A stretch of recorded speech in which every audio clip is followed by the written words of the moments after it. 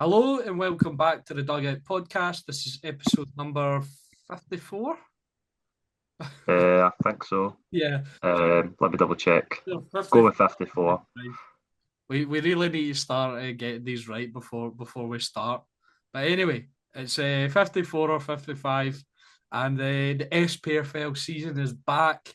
We are here to talk about all the weekend's action and Monday's action, some interesting games, some good goals, some VAR decisions already. The debates are sparking. Rangers dropped points on the opening day for the third season running. So yeah, Ethan, it wasn't definitely wasn't a slow start to the season, was it? Yeah, and it's episode 55. And if Tony Bloom's words are right, then that'll be the number of titles that Celtic and Rangers will possibly be staying on this season. I've not. No, he What did. did Tony Bloom say? Oh, Tony Bloom, just to start, we'll obviously get on to Hearts later on because their game obviously was last night as we're recording this. But Tony Bloom said that there's no reason why Hearts can't go for second this season, and he'll be disappointed if they don't win the Scottish Premiership in the next decade. So Oh my. big words from him, and they started off very well. And I think it was a really great weekend. I think a lot of the teams have shown they have their styles of playing and some really entertaining games. Obviously, Celtic and Rangers getting run close. Celtic nick the 3 points. Motherwell nick a point off Rangers. And across the league, the two newly promoted I teams don't. as well, looking I pretty think. entertaining. I think Motherwell. Maybe you're doing them. We'll obviously talk about it more in depth, but I think you're doing them a little bit of a disservice there. No, Saying, I mean in terms of the "Nick time that they scored the goal, it was late on. all right, okay, fair But enough. yeah, Fair enough. But we'll start with the first game, El Plastico, and this one was much better than their League Cup rendition. A 2 each draw. Kilmarnock taking a 2-0 lead at half time. A nice finish from Dianaro Daniels, I'm going to go with. Really nice finish from him. And then David Watson making it two. Half time happens. And then George Stranger gets sent off in the 65th minute for, was it Robbie Muirhead that was running through? Might be yeah, it was Robin Muirhead. Yeah. for denying a goal scoring opportunity, not making any clear attempt for the ball. So there's no double jeopardy there. And he gets sent off. Robbie Muirhead dispatches the penalty. And then Scott Pittman equalises for a 2-2 draw in the 86th minute. So, interesting opening game. Obviously, the sort of tide turned when Kilmarnock went down to 10. Do you want to just sort of focus on that? Because I feel like that is the main talking point from this game. Obviously, I think we've seen what the two teams can do. A new signing for Kelly, sort of displaying his ability there. But this is already a big talking point for me, Ethan. Yeah, I think it is. It's a big turning point in the game. To be honest, I think Livy were really unlucky to be going in 2-0 down at the half. Kilmarnock created two big chances and scored both of them. But Livingston, David Martindale, I think the big talk coming from him was that he wasn't going to change the way he played from last season. We weren't going to see hoofball, I would call it, from his last time in the Premiership, where he just put the tallest players they had up front and just kicked the ball up to them. They were actually trying to play some football, and it was a decent game. I watched I caught the first 45 minutes, and yeah, but Kilmarnock took their goals really well.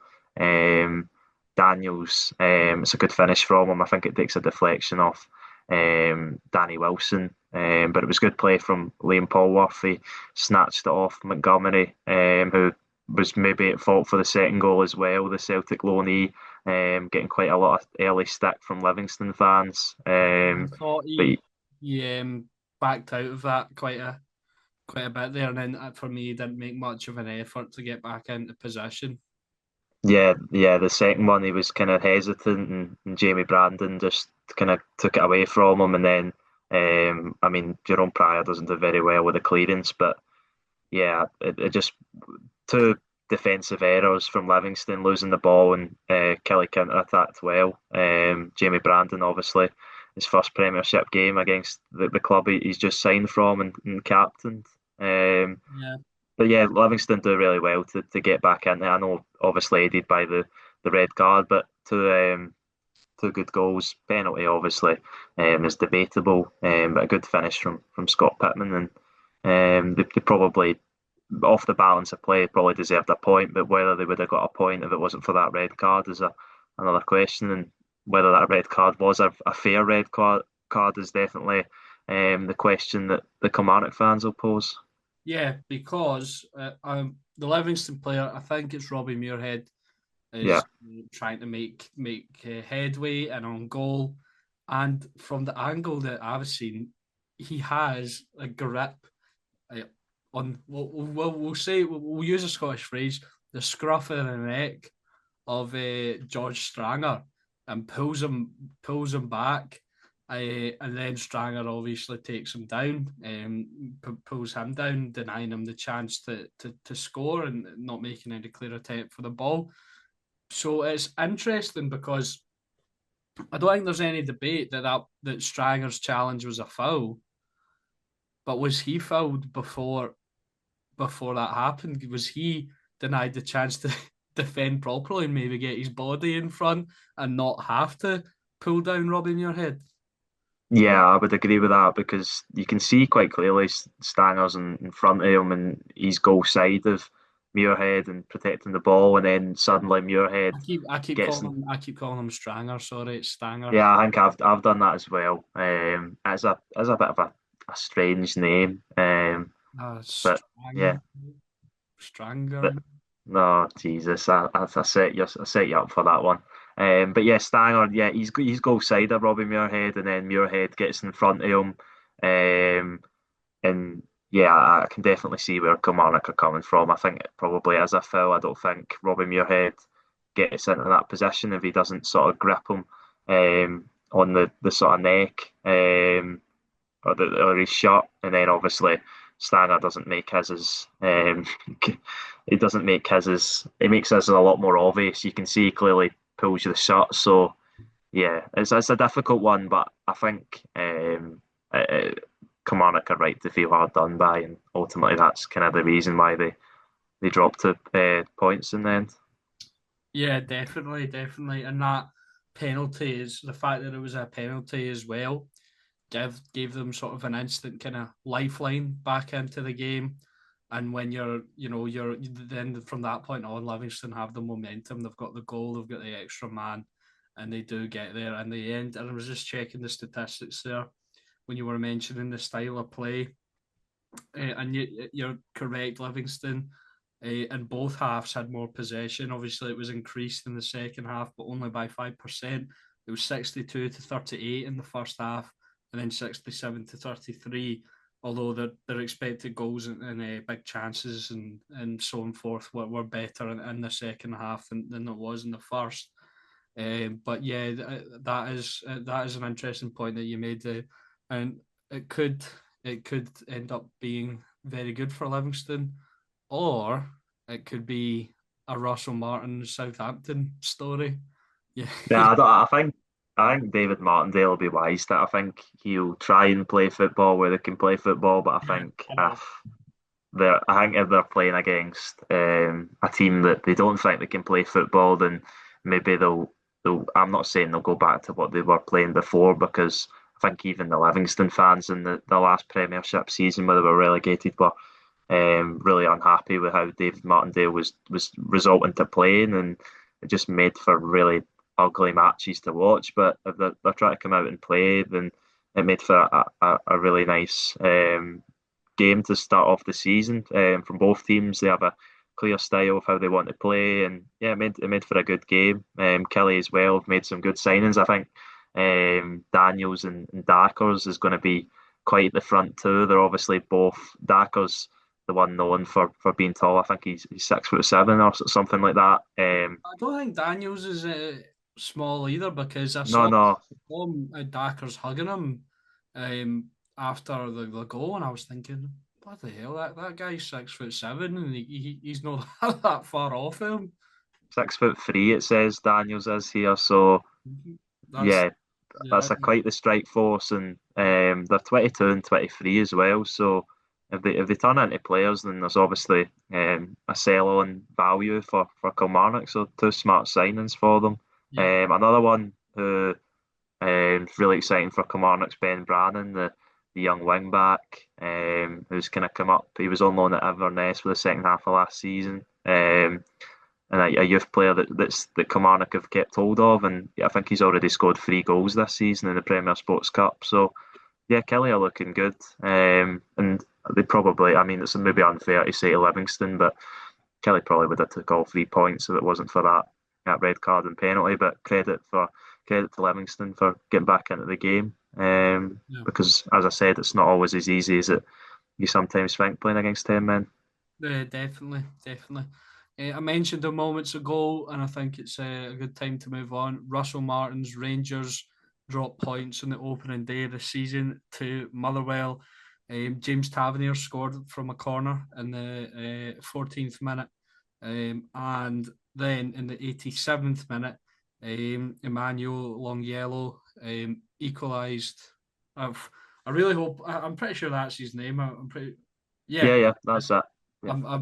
I was just wondering if I just made his first name up in my head. No, but it is Emmanuel Ongel equalised. A nice finish in the 87th minute, and you can't say Motherwell didn't deserve it. Yeah, definitely. It was I didn't get to catch the game from what I've seen, the highlights, what I've heard, the statistics. It looked like it was two managers trying to play two new styles to their teams, and Motherwell just it worked out a lot better for them, and they were unlucky not to take all 3 points.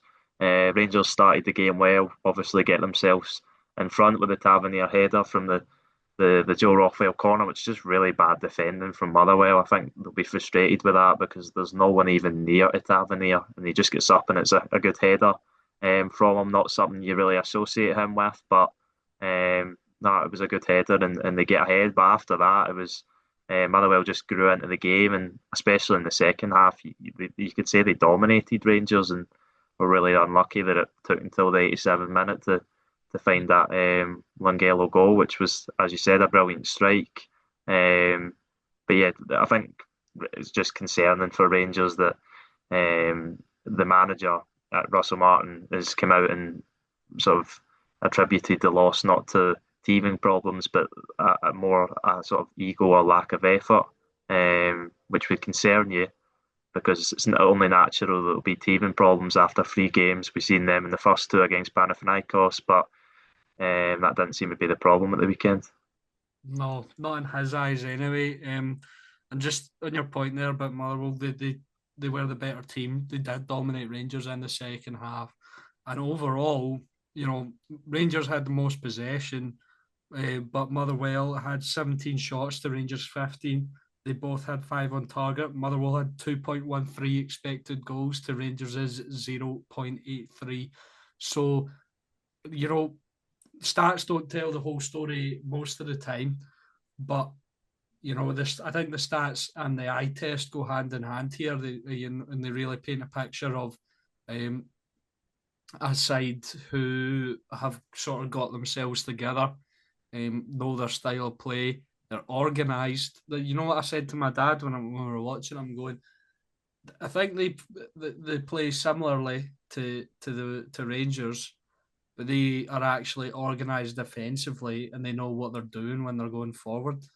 It wasn't just like breaking; it was nice interchange. It was defending really well. It was beautiful passes, and Rangers' wide open backline. It was absolutely mental. It was like this. I swear at points, Dejiga and Suter were having to cover the whole thing themselves. They were getting stretched so much, and there's no. I get that's Russell Martin's style of play, but you need some kind of defensive cover. So this doesn't happen because you know the teams in Scotland are they're not they are professional football teams. You know what I mean? They've got the most of them have competent attackers who will punish you if you Yeah, keep if you don't punish them. And Motherwell, I think in the end were fairly unlucky not to get the win. And yeah, Rangers starting again on the back foot. Yeah, and and Russell Martin obviously he talks about the mentality of the players, and we'll probably touch on his comments in more depth. But I think he'll know he needs to take responsibility as well. He can't just throw it on the players because now it's been 3 games on the bounce. You would have to say where Rangers have probably been underwhelming. I would say. The first game against and the results against Panathinaikos are brilliant. Don't get me wrong, the win at home and the draw away, but I think you would be lying if you said that Rangers weren't sort of lucky to get those results. Ibrox in the first half, Rangers weren't good enough. They were better in the second half, obviously, but Panathinaikos went down to 10 men. In Athens, Rangers weren't good enough. And obviously at the weekend they weren't good enough again. So that's something that you could say isn't the players could argue that's not a mentality problem. It's we don't know what we're doing here. We are not clear on the style of football that you want us to play. It's not working. But it is only 3 games. And it is really interesting that he's come out and sort of said, right, some players aren't pulling their weight. We obviously don't know who that is. You can probably make an educated guess based off some of the stuff he says. I've got kind of not directly quoting Russell Martin, but what some of the stuff he says. Let me find it. What did he say? What did he say? What did he say? He said about dropping the egos, about running. He mentioned running, and he also mentioned Dessers as the only Rangers player Rangers have received a bid for, and he talked about reverting to type. And we know this has been a problem with Rangers domestically, especially for years now. That it's not about the big games, European football going against Celtic. It's the sort of smaller games that Rangers should be winning week in week out that's been the stumbling block. And I think it's kind of an easy thing for him to say, but seeing the Motherwell goal especially, I think James Tavernier and Keenan Dowell, both of them just don't do enough. I mean, Lingelo, someone described it on Super Scoreboard last night as a car wash that Lingelo went through, and it was like that. He just kind of ghosted through the two of them. Tavernier kind of puts in a challenge. It's one of those challenges that when you play younger, that you're told don't dangle your leg in, or they'll just run right through you. It was that kind of tackle. And then Kieran Dowell's just kind of standing there watching. He doesn't make any effort to get back in there. And yeah, He I done think that. Rangers He fan. done that earlier as well. I think Stamatopoulos missed a pretty header that he probably should have got on target at the back post. He gets Kieran Dowell just kind of gets blown by, and then you can still see him in the frame, but the play's sort of moving into the box, and he's jogging. He's off the pitch, and he comes back, and he's just sauntering and sauntering, and he's just watching as Motherwell are playing round Rangers, and they play it to the back post, and Stamatopoulos misses his header, and he's just been blown by, jogged back, done nothing, made no effort, and that is really frustrating. And I think that I want to talk a little bit about Motherwell, but I think that leads me on to my next kind of point. A bit of good news for Rangers supporters. They have a right winger in the door, Oliver Antman from Go Ahead Eagles. For those of you who maybe aren't aware, they are a side in the Dutch top flight, the Eredivisie. They won the cup last season, and he in the Eredivisie he scored 5 goals and got 16 assists, or 6 goals and 15 assists. 15 assists. 6 goals and 15 assists, and I think it was around 32 games. So, and he's also a Finnish international, and they got him in time where he's been registered, and he can play tonight against Victoria Pilsen in the Champions League qualifying. So, there could be finally a solution to the Kieran Dowell problem, although I'm not sure. I'll be intrigued to see what the lineup is tonight. But yeah, that is a good signing for Rangers, I think, for the season. But anyway, just on Motherwell, I want to highlight a couple of players that I thought were really, really good. Stamatolopoulos was quite good. Ethan, you've sort of tipped him for a big season based on what you've been hearing from your various sources. Uh, um, and Elijah Just, FIFA free agent legend, um, had a really good game. I thought Callum Slattery in a more advanced role was quite good as well. Maswanisi was quiet. He had his moments, but he got man of the match on FOTMob, closely followed by Longelo, who, along with his goal, also had a really good game. But Elliot Watt was excellent, I thought, on Saturday. Yeah, obviously, as I said, I didn't see the game, but kind of looking between the lines, I think the four new signings that were in that starting 11 for Motherwell, which was more new signings than Rangers had. Obviously, you've got Longelo, Just, Fadinger, and Watt, and they look like some of the sort of standout players. And I think they've just fit in perfectly under James Bertholascu, and he's got to take a lot of credit because a lot of people have doubted Motherwell going into the season, and this result isn't to say that they're going to have a good season or a successful season, but it would definitely give the Motherwell fans a lot of confidence. They were better, I think, than Rangers in every department. They kept the ball better than Rangers. They pressed better than Rangers. They created more chances than Rangers, and it's just unacceptable for Rangers. And I think that's the point that Russell Martin's trying to drill across to the players. And another thing for Motherwell is that it's really refreshing to see a team really, because we always give credit to teams that get results against Celtic and Rangers, but it's really refreshing to see them play against Celtic and Rangers at their own game and be better at it and beat them because they just played football in a better way, and that's exactly what Motherwell done. And I was just looking. Obviously, this is with the two new midfielders that have come in, Fadinger and Watt, that sit behind Callum Slattery, as you said. They're replacing Lennon Miller and Andy Halliday, who were the Player of the Year and Players Player of the Year last season. Andy Halliday can't even get on the pitch, so shows how much Motherwell have strengthened over the window and how strong a squad they have. Obviously, we'll see what happens with Lennon Miller, but you've got to imagine he'll be sold for a good amount of money, and then they can reinvest that again. And they're looking really strong to start the season, and the Fir Park faithful must be excited for the season ahead.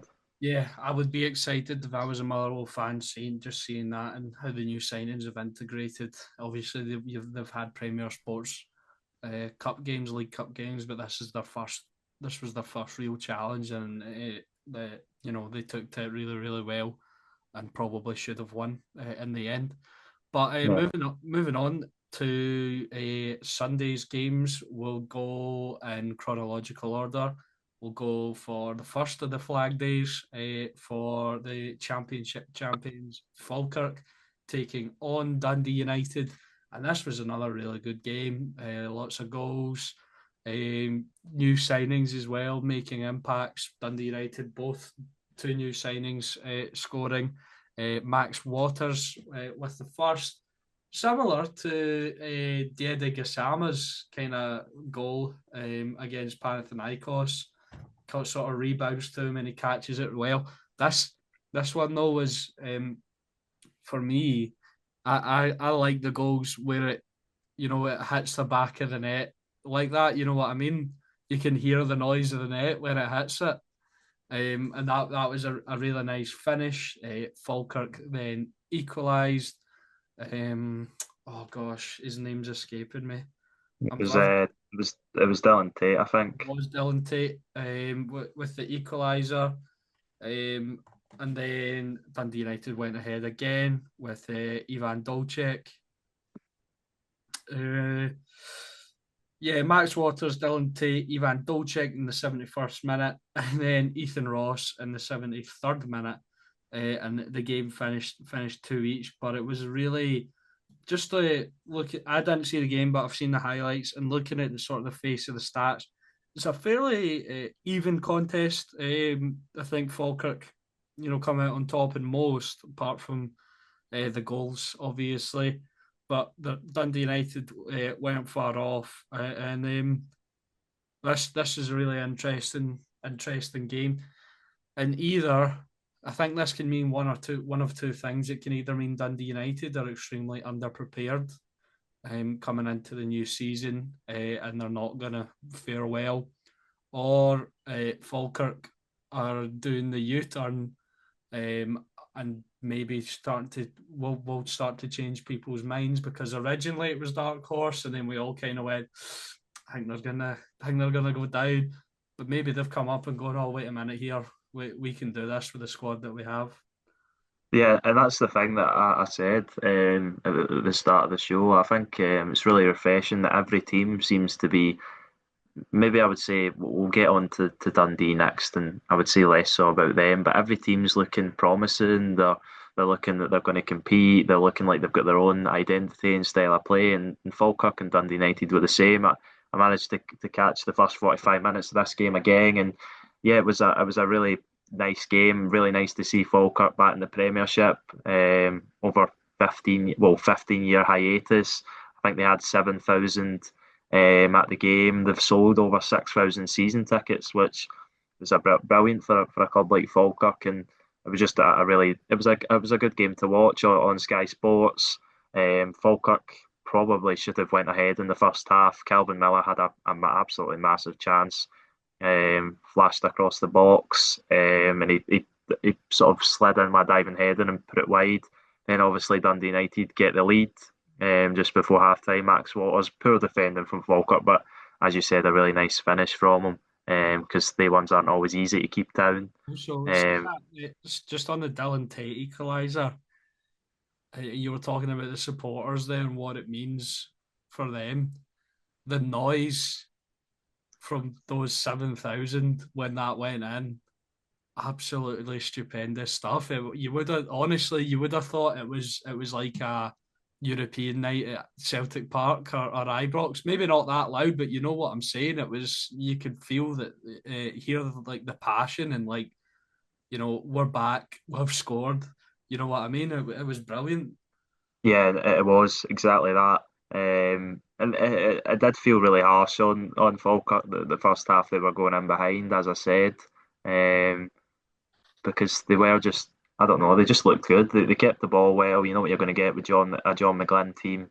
But then they obviously get that goal right at the start of the second half. A really nice goal as well. A Yeah, brilliant goal. just Keelan evading, Adams, just evading the gloves of Kucherenko. yeah, Keelan Adams done brilliantly down the right hand side, the full back, and then he picks out Brad Spencer. I know it takes a deflection, but I think he does mean to pass it to him. And a lot of people have pointed this out, and I completely agree that probably in Brad Spencer's position, 9 out of 10 players would have a shot, but he just kind of directs all the attention to him and then just lays it off for the onrushing Tate, and it's a brilliant finish. And yeah, a really nice goal and a brilliant moment, as you said. Watching it, because I never got to see that one. I just heard that one on the radio. I got to watch back the highlights, and I was like, that is the reaction of a team that scored their first Premiership goal in 15 years, and I'm sure it's one the Bairns will remember for a while. And Yeah. then obviously Sorry, I was just done. going to say, then Ivan Dolcek put Dundee United back ahead. And that was a really nice finish. I don't know if I'm being overly critical of Scott Bain here, but should he be getting beat at his near post like that? Yeah, I think Especially on maybe he should do better, but I think especially it's on a tough. left foot finish as well, because that's naturally going to go towards like the Yeah, no, I get what you're saying. Maybe Scott Bain should do better. I think it was really interesting that he actually started. I thought. I think him and Nicky Hogarth split the Premier Sports Cup games, but I thought Hogarth would have been the starting goalkeeper, but Scott Bain obviously starts, gets the experience, and yeah, I think he's got pretty decent distribution as well. But you could probably say he should do better with that. Even Dolchek does well, though. I know he gets a bit of fortune with how it goes through Nielsen, but it's a really good. He opens up his body well and sticks it in well. Pinucci Kamara with the assist as well. He was a standout from that game. And then obviously Falkirk equalised again right after. Ethan Adams is involved, the fullback again. He seems like someone that's going to be flying forward and getting a lot of assists this season. Crosses it in, Ethan Ross turn and finish, takes a massive deflection, but Falkirk probably deserved it on the whole. And yeah, they're looking really good, Falkirk. I know we said they've only signed 4 players, I think it was, whereas Livingston have signed 13, but I suppose it's just different ways to go about things, and that's been one thing that John McGlynn seemed to do. Even from League One, he's kind of kept the same core of the squad, and that sometimes works. So you don't always need to go and splash the cash, or bring in loads of new players like Livingston have done, or Dundee United have done, because I believe um, of Dundee United's 11 starters, 9 of them were new players. So you talk about Falkirk will say, "Oh, this is fourth place from last season," but it's almost a completely different team, and you just don't know what you're going to get with Dundee United. They've not started the season very well. I know they got the 2 wins over in Astrassen, but I mean they weren't really that convincing, and the performances weren't there. A decent result at Falkirk. I don't think that'll be an easy place to go. I don't think anywhere in the league's going to be an easy place to go this season. So I think they'll take that. Their unbeaten run. They've obviously got a massive game on Thursday as well. But yeah, both teams are looking decent. And an interesting stat I noticed about Dylan Tate's goal is that it's his 5th goal of the season already. So, and I know he scored a hat trick in one of the Premier Sports Cup games, but 5 goals in 5 games for the former Highby. And he's never scored more than 4 goals in a season. So this is already his best scoring season, and we're only one game into the Premiership season. But no, a really good advert for Scottish football, that for anyone outsider and that isn't usually watching Scottish football that tuned in. And yeah, In it's the really good end, for the game. yeah, and in the end, nothing to separate the carrots and the tangerines. So, moving, we'll take a quick break and we'll move on to Dundee versus Hibs, and then obviously the last 2 games. All right, so moving on to Dundee versus Hibs, and this finished 2-1, but it was a pretty one-sided game. Hibs went 2-0 up through Kieran Boy. 2, I'd say, defensive errors. The first one for me was particularly comical. The clearance coming back off the fullback, and then nice finish from Kieran Boy. And then they're all just, the defence are all just looking at each other, all blaming each other, like, what the heck? You know what I mean? The second, kind of bouncing around again, and Kieran Boy again capitalises. Robertson pulled one back for Dundee, but it wasn't enough in the end, and it really could have been more here. Yeah, definitely. A massive win for Hibs because it's never easy going away to any ground in the Premiership. Oh, I mean, Celtic can be. by the way, sorry, before we just dive into the ins and outs of the game, watching the highlights, uh, Dens Park looked like a carpet. You know, Yeah, it looked maybe they've changed from the days of the flooding and postponements. But yeah, it did, and maybe that's why Hibs were allowed to have such an easy time of it. They obviously bounced back from that massive disappointment during the week, and a big win to start the season. They obviously went top for the meantime before their rivals played. But I mean, Dundee struggled to even get close to David Gray's team. Dundee had 2 shots, one on target, 0.13 expected goals. Stephen Presley says they need 6 new players, and I would tend to agree with him. I think, in all fairness to the manager, that squad is absolutely miles off where it needs to be.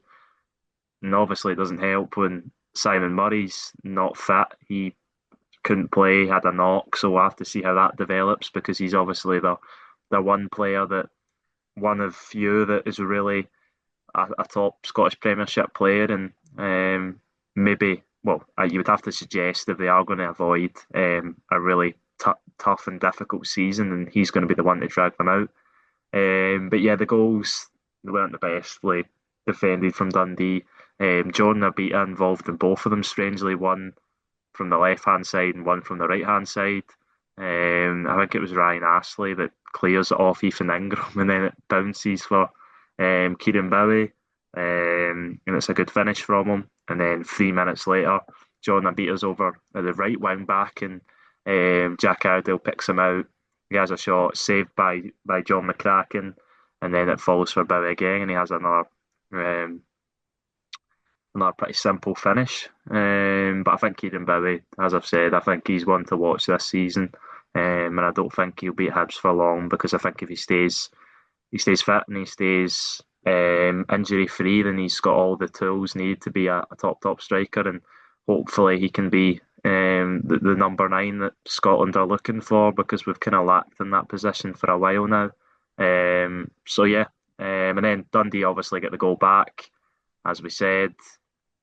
Was it? Jack Iredale makes an absolute mess of it. He tries to clear it and then just doesn't clear it. And then they're signing from Brentford, Ashley Hay, puts it in and Robertson scores. But Dundee, apart from that, their next shot was in the 89th minute after that. And it was a 30-yard shot from Dre Wright. So shows how the lack of creativity Dundee had and the lack of chances or even the ball they had in the game to create anything. It was all Hibs. Hibs obviously didn't add to the lead, but can't really complain starting the season off with a win away from home. What last season or a couple of seasons gone by was a difficult venue, and now looks like it'll be pretty easy for most teams to pick up points because I would say that Dundee team is way off the mark compared to the rest of the league at the moment. Yeah, definitely, definitely. They just looking at the squad there, it's not great. Um, they've got a lot of players, but a lot of them aren't what I'd say would be Premiership standard. So Yeah, I think they're gearing up for a tough season under Victor McDade. yeah. Um, Yeah, I would have to agree. I do think it'll be really tough for them, because there isn't there, as I said, there's not many players you know in that squad, and they've lost so much. So many players, contracts ran out.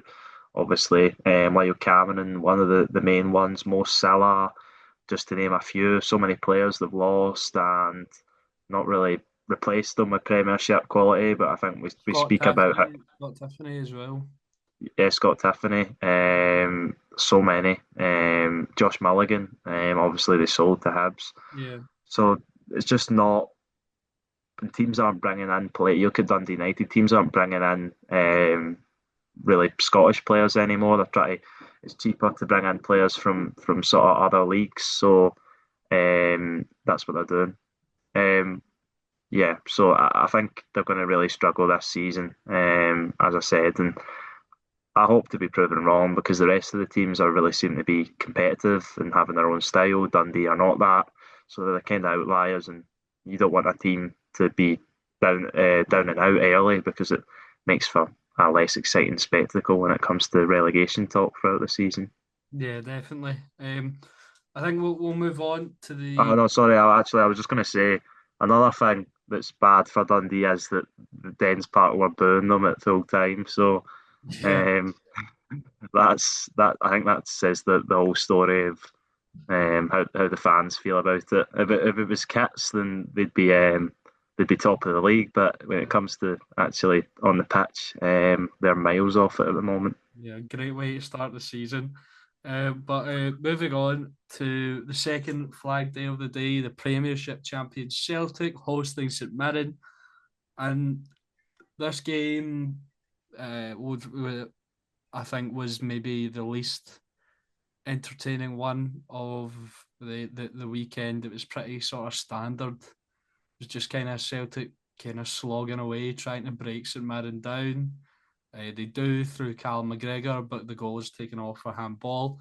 Um, I thought initially it was a bit harsh, but Ethan informed me I very helpfully that I think it is in the rules that if it comes off the attacker's hand in any kind of way, like under the sleeve line, and he scores off of it, it's a automatic disallowed goal. Yeah. Yeah, Yeah, so exactly, and yeah, I've seen it back, and it is harsh. Because Callum McGregor doesn't really know much about it. He closes Mark down, it hits off him, and then falls for him nicely, and it's a really nice strike. But I did think at the time when the ball hit the back of the net that there could have been a handball because you kind of just bounced off him. And obviously the rule is debatable. Or not. If it hits his hand in the build up and he scores, then the goal doesn't stand. It's different if it hits his hand and then maybe drops for another player and they strike it. Would have been interesting to see if they would have ruled the goal or ruled out the goal. Sorry, if that was the case. But yeah, I think you touched on it. Celtic, it was a bit of a huff and puff to get they had to huff and puff to get past St Mirren, and St Mirren are difficult opponents. You know what they're going to be like. They're going to make it difficult. They're a big, tall, strong, physical team.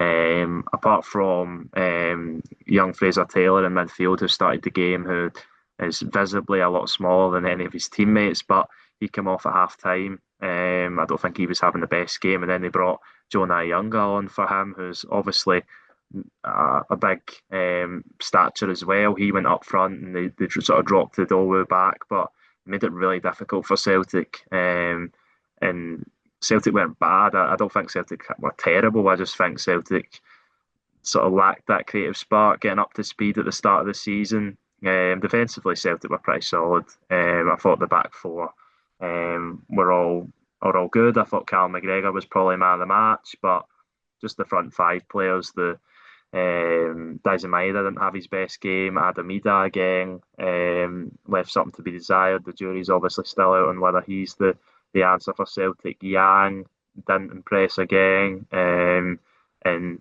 Rio Hatate didn't have his best game. Benjamin Nygren looked okay in points, but again, I think we'll see more from him. His set pieces were terrible, actually. There were so many corners he took and didn't beat the first man. The substitutions obviously made a difference. Luke McCowan was good when he came on. Arne Engels came on, he was good. But James Forrest, I thought, was the real impact sub that Celtic needed when he came on for Yang.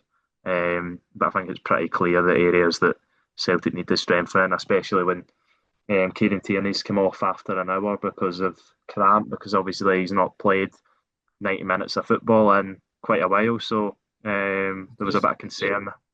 I feel bad for him because he's he's made of string cheese. Genuinely, I don't see him playing out a full season for the rest of his career, unfortunately. And I hate to say that because he's a Yeah, great I player. don't think he will. I don't think there is any scenario where Kieran Tierney plays 50 games or more for Celtic this season. But I do think there is a scenario where Celtic get another left back and share the minutes and play I Kieran see. Tierney and the. I read a report that they were still not deciding on whether to actually bring in another I left think they back will bring in a left back. because Brendan Rodgers said in his sort of comments on, I think it was Friday there, that he obviously made those sort of sly comments towards the board about we know what areas we need. It's only arithmetic if you lose a certain amount of players in a certain amount of position. Obviously, Celtic have sold two left backs. They brought Kieran Tierney in, and when he was playing in the first half, he was brilliant. His crossing was brilliant. You can see Kieran Tierney's playing at a level, no disrespect to St Mirren, where it's the players he's playing against, he's a lot better than kind of thing. But obviously, that's the reason why Celtic have got him, those fitness issues that he's suffered for so long now, and it is a real shame to see. But if Celtic can balance his minutes with another left back, maybe play him in. before you so rudely cut me off, the point I was making was I read a report that not just the board but also Brendan Rodgers was still deciding whether to bring in another left back or not because Ayato and Amura has impressed him so much he's beyond where he thought he would be. Because if you remember, the initial thought was to loan him out, but apparently he's really impressed Brendan Rodgers. And I agree with you the fact that they probably would need another left back, but I was just throwing that in there before I was so rudely interrupted. Well, yeah, well, the reason I rudely interrupted you was because Hayato Inamura was nowhere to be seen in the squad. So I think that would probably obviously suggest that he's not up to scratch of being a backup left back yet. Liam Scales obviously went out there. Liam Scales, I thought he had a really good game actually. I thought he was one of the better Celtic players when he was playing at centre back, but Liam Scales Well, obviously not I a left back. I think one of Liam Scales' best seasons was the majority played at left back that season at Aberdeen. He did play Well, I think the best version of Liam Scales was probably last season. I know That's Celtic fans like to one debate of it. his best seasons. Yeah, but I don't think. But playing at left back for Aberdeen in the Scottish Premiership and maybe possibly Celtic in the Champions League is completely different. So if Celtic can't rely on Kieran Tierney, that's the point I'm making. He's a great player. He's a great player to have. Obviously, he's a really talented player, but the fitness issues, as we all talked about, we all knew that he wasn't going to come and play 90 minutes on 90 minutes straight away, and maybe hopefully, he will get back to that level. But you can't hope that he will. But no, Liam Scales, he's okay at left back, but he's not someone you would rely on across the course of a season. Austin Trusty came on. I thought he looked decent as well. Carter Vickers and Johnston, usual. But yeah, Celtic need, I would say, at least a left back and at least a couple of attackers. But credit to St Mirren, they played really well and they were unlucky not to get a point. I think Celtic probably deserve to win over the course. As I said, St Mirren didn't really create enough. And your point about it being one of the less entertaining matches is probably spot on. But I think we'll trade entertaining matches for teams pushing Celtic and Rangers really close, and that's what St Mirren done. So, yeah, I think it's a really good start to the league season for Celtic because they got the 3 points when it didn't always look like they were and they didn't play their best. And obviously they take the mental advantage early on over Rangers. Yeah, definitely. Moving on to the final game of the SPFL opening fixtures, we had quite a big one. Hearts taking on Aberdeen. Hearts coming out on top with a 2-0 victory. Um, a hilarious Graham Shinney on goal to kick it off, and then a Stuart Findlay header to seal the victory for Hearts. But they were much the better team in this, weren't they?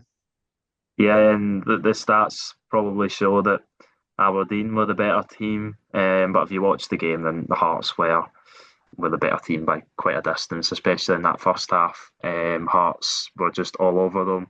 They obviously got the early goal. Graham Shinney has a nightmare for it. He gives the ball away in mid. He was playing at left back. He gives the ball away in midfield. Aberdeen counter attack, and then the ball comes out to Harry Milne at left back or left wing back as he was playing, and he crosses it across. And I think because Leighton Clarkson's went to sort of clear it in front of Graham Shinney, he's left flat-footed and it just hits off him, and it's a bit unfortunate, but just a disaster start for Aberdeen, and Hearts kicked on from there. Harry Milne, who was absolutely brilliant, he hit the bar, which would have been a brilliant strike, probably goal of the weekend. And then there actually probably was goal of the weekend when Lawrence Shankland strike hit the back of the net, but obviously ruled out for offside and rightfully so. But then Hearts go. Aberdeen had a period in the second half where they got into the game and they looked a lot better. I think Cassini Yengi hit the post in the first half with a bit of a half chance, you would call it, but he had a massive chance in the second half. Leighton Clarkson with a really good ball in, and he's got to score that, hasn't he? Yeah, definitely. It was really poor from Cassini Yengi. Sorry, I'm just looking at uh, Hearts' lineup on FotMob, and I think they've really messed it up here. Yeah, they have. Um, Because they've got a front two of McKenty and Findlay. yeah, yeah. I seen that last night when I was trying to look at it. But no, McEntee, he was brilliant in midfield. I think it was his. Might be wrong, but I think it was his full competitive debut. But he looked absolutely brilliant alongside Devlin, who I had think no, one of his I best think games. you're well wrong. Are we talking about What? Ocean McEntee. Yeah. Well, he's been playing for professional football for the last 4 years, so No, what did I say? he had full competitive debut. Yeah, for Hearts. He played 3 games in the League Cup as well. Yeah, I don't know if they were starts. Full competitive debut means start. Oh, okay. I That's thought what I meant. I don't know. That's what I heard last night. I don't know if maybe he has started. I know he I thought played in the League Cup and he started the friendly, the testimonial against Sunderland, but I think that might have been I his thought first you meant start. But in football. no, no, I didn't mean in football. Sorry, maybe I should have clarified. But yeah, I meant Hearts. I thought you would have clicked on to that. But anyway, the point was, I'm just the dummy who can't click on it, can't catch on to anything. yeah, yeah, yeah. No, we're joking. But no, he was good. But Hearts were good all across the board. And they were thoroughly deserving of that win. And yeah, they're top of the league, and Bloom will be looking for them to stay there. Unfortunately, we were denied the goal of the season because of an offside call. It was offside, but that was an absolutely stunning finish from Lawrence Shanklin. But you saw when he went to celebrate, I can't. It might have been Milne he was talking to. He said, "This is offside." Yeah, yeah, it would have been goal of the weekend definitely, and probably goal of the month. I think it's a goal of the season contender if it You counts. think so? Yeah, that was a stunning finish. Yeah, it was. It was. It was. To be fair, it was. I'll agree. I think Shanklin's back. Covering the accuracy and I, Yeah, it was top corner. And Lawrence Shanklin looks back to his best. I know he didn't score last night, but Hearts' attacking options are frightening. I think they have the best. They possibly have one of the best striker selections in the league because they've obviously got Shankland and Claudio Braga. oh, he does. Claudio Braga. Yeah, well, all they might need is Claudio Braga with that brilliant song that they've got. But they also have James Wilson, who came off the bench, and Elton Kabanga, who couldn't even get onto the pitch. So shows how strong the Hearts squad is, and maybe they are really making a run at splitting Celtic and Rangers, or maybe even winning the league. Who knows? Yeah, I'd take that over Celtic winning it again. But I'm sure anyway, you would. But no, I was just going to say before we finish up, Aberdeen were really worryingly poor, I would say. Yeah, I don't know, they just looked uninspiring. And I know they obviously finished last season after that terrible run, lifting the Scottish Cup in a brilliant moment for them. But I wonder maybe if that's papered over the cracks of a pretty poor league season. Dropping to fifth and a terrible start. And I know it's only one game, but I'd be worried if I was an Aberdeen fan, because they were very much second best last night, and especially up front. I think Dave McCormack said they're going to get a new striker in, but Cassini Yengi just didn't look up to it. And yeah, I think we had high hopes for him, but it's not started out very well. no, no, he's not. He's not at all. But I think that'll do it for this episode of the Dugout. The SPFL season is back. Make sure to get involved. Let us know what you think. Um, we're really excited for the football to be back in full swing, and it continues this week with the European action. We uploaded a European based video yesterday, so make sure to go check that out if you haven't already. Make sure to like and subscribe. Go check out the Twitter at the Dugout 2024. Check out the TikTok at the Dugout. And yeah, thank you and goodbye.